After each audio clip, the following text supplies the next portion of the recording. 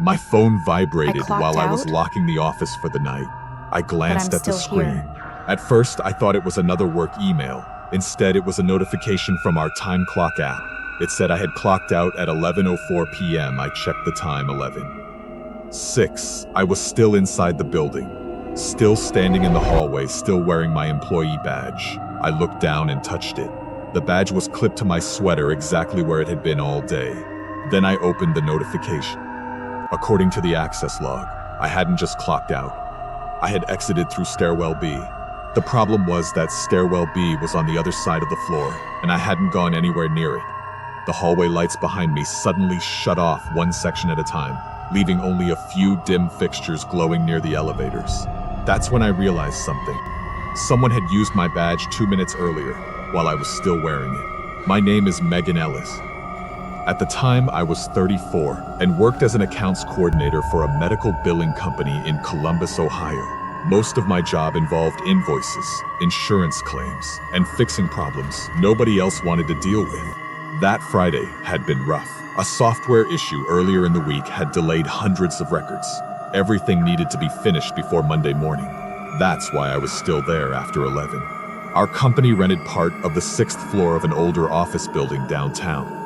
After 9 at night, the building felt abandoned. Just a security guard in the lobby, a cleaning crew moving between floors, and occasionally someone working late that night. It was only me. I had spent the last hour clearing a printer jam, finishing reports, and locking confidential files into a secure cabinet. My coffee had gone cold hours earlier. The hallway smelled faintly like floor cleaner. Every now and then, I could hear the elevator cables humming somewhere inside the walls. Nothing about the night felt unusual, until the system told me I had already left. I opened the access log. Every entry and exit in the building was recorded automatically. Most employees never checked it. I only did because the notification made no sense. According to the log, my badge had been used successfully at 11:04 p.m. location, stairwell B. Status, exit recorded. I looked down at the badge hanging from my sweater, still there. I tried to explain it away. The building was old. The software occasionally lagged. A few months earlier, employees had complained about delayed notifications after a network outage. Maybe the app was syncing late, maybe the system was wrong. Then I heard a door close. Not a slam, just a soft metallic click. Somewhere down the hallway, near stairwell B. I stopped moving. The floor went quiet again. I could hear fluorescent lights buzzing overhead, the distant elevator machinery, nothing else. Then the access log refreshed. A new line appeared. Badge holder, Megan Ellis, verification, successful, no error, no warning. The system believed it was me. At that point, I should have left. Instead, I walked back toward my desk to grab my bag. That's when my phone vibrated again, a new building alert. Office Suite 6001. Access requested. I stared at the screen. Suite 6001 was our office, the office I was standing inside. A second later, I heard it, a faint electronic beep from the card reader outside the main office door. One beep failure. A second beep failure, then silence. I started moving immediately, not toward the hallway, away from it. I grabbed my bag and headed toward the records area at the back of the suite. The third beep sounded. Different, successful. The magnetic lock clicked. Then the office door opened, slowly. Footsteps entered the suite. Not running, not searching, just walking. Steady, deliberate.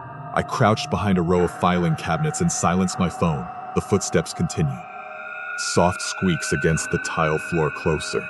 Then they stopped, near my desk. My phone vibrated again. I nearly dropped it. The message came from building security. Badge reissued. Employee. Megan Ellis, temporary badge activated. I read it twice. Then a third time my stomach dropped. Whoever came into the office wasn't trying to steal my badge. They already had one. For the first time that night, I stopped thinking about system errors. Someone had created a second badge using my identity. A few feet away, I heard a drawer slide open, then another paper moving, folders being handled, not randomly, purposefully. I knew exactly what was in those drawers. They were mine. The person wasn't searching the office. They were searching my desk. I heard my chair move slightly, then silence. Long silence, the kind that makes you wonder if someone is standing completely still, listening, waiting. I quietly opened the camera app on my phone and angled it around the filing cabinet. The image was blurry, but I could see someone standing beside my desk.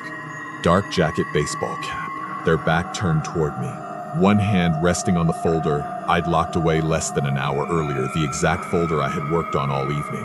Then the person started walking again, toward the back of the office, toward me. I slipped into the records, his closet, closed the door, and pushed 2 archive boxes against it.